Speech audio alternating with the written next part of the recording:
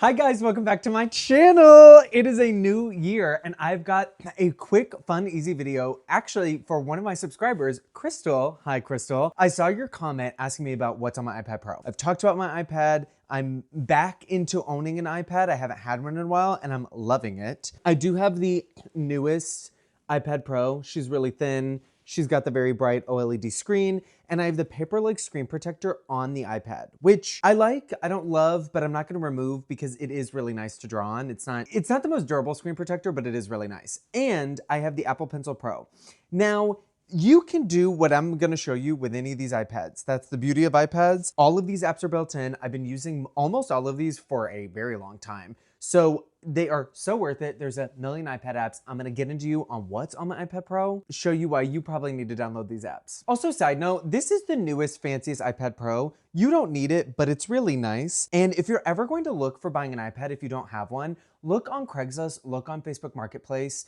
Do your due diligence because most of the time you can find a really good deal on these devices and you don't need to pay the full price because they're really expensive. Also, the Apple Pencil Pro is actually kind of a game changer. I have used Apple Pencils in the past, but the way that this one feels and the fact that you can double tap to switch tools or you can squeeze the actual pencil to get an array of tools or switch between them has been really useful and I actually love it. So let's get into what's actually on my iPad and what apps I just can't live without. The first thing I'm gonna walk you guys through is actually how I set up my home screen, because the way I set up my home screen, I think is a little different.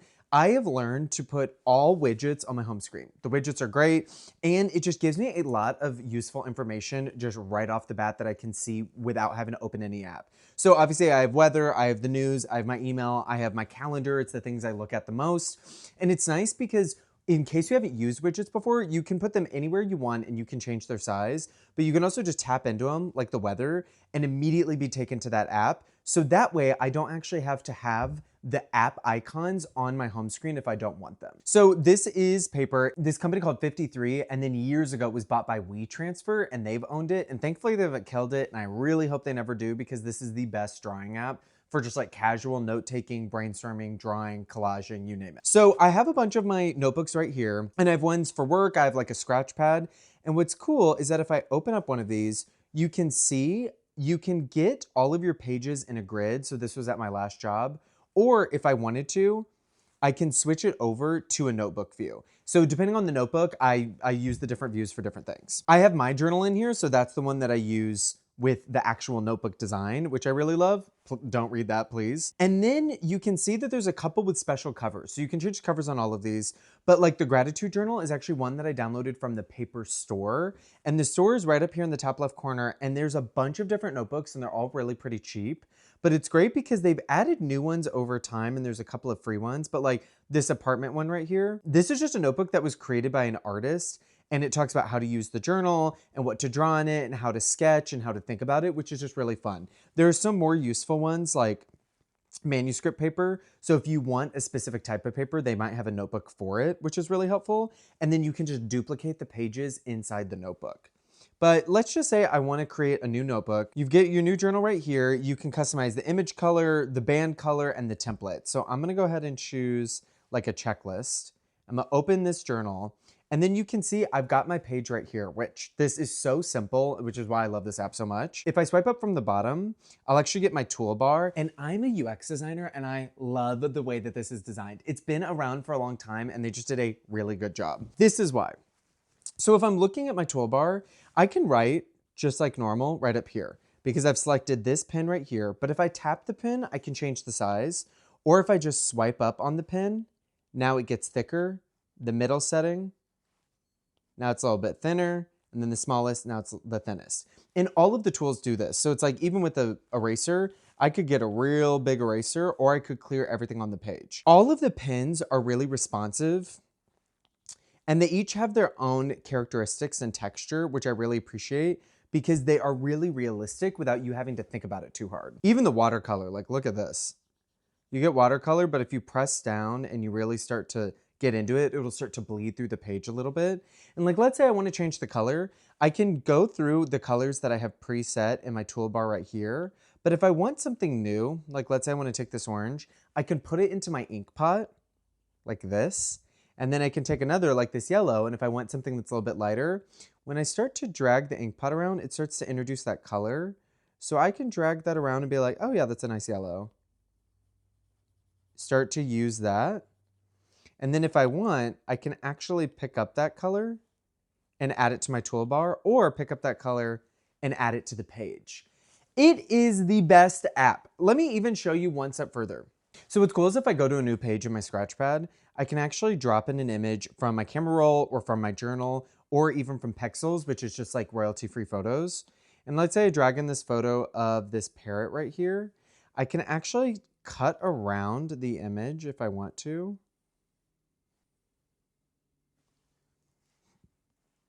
And boom, just like that, I've cut out the actual parrot and I can make a collage. It just is such an easy app to use, but you can do quite a lot with it. And the reason why I think it's the best, you do not pay a subscription.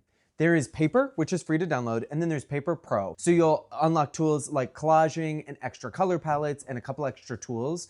And instead of having to pay monthly or yearly, it is just, I think, $12 for life. And I paid that like 8 years ago, and I just have the app. It's the way that apps should be. Paying for subscriptions will kill you. And I really, really appreciate that WeTransfer hadn't changed this when they bought the app. So Paper is like the app, like for note-taking, for sketching, for whatever. But if you want to go a little bit further and you want like better note-taking, like real notebook note-taking, I actually suggest NoteShelf. And to be honest, I have not used this in a while because I use this a lot for school, but you can see right here, this was from when I was in a chemistry class back in college years and years and years ago. But what's great about this app is there are so many note-taking apps, and I do not like GoodNotes. I do not like a lot of them because the pen and the writing feel is not right. In this chemistry notebook, I have a ton of different pages with a ton of different small text and all of these different formulations.